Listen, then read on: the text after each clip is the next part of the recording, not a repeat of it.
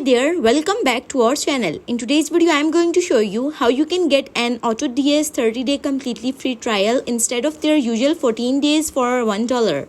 So you will see right here on the pricing 30-day free trial on any package. Even if I choose the most expensive package, here it is a 30-day free trial. That is also if you set it to monthly, so that way you can really easily just get a free trial. And this works for any platform. For example, if I want to sell on Amazon, then still there is a 30-day free trial. So once you are on this page, from here you can sign up with Google, or you can enter your email address, full name and password. Then once you click on join, it will take you to this page where you want to go and choose the platform that you would like to sell on. For example, Shopify, eBay or any of them. I will go with Shopify and click continue.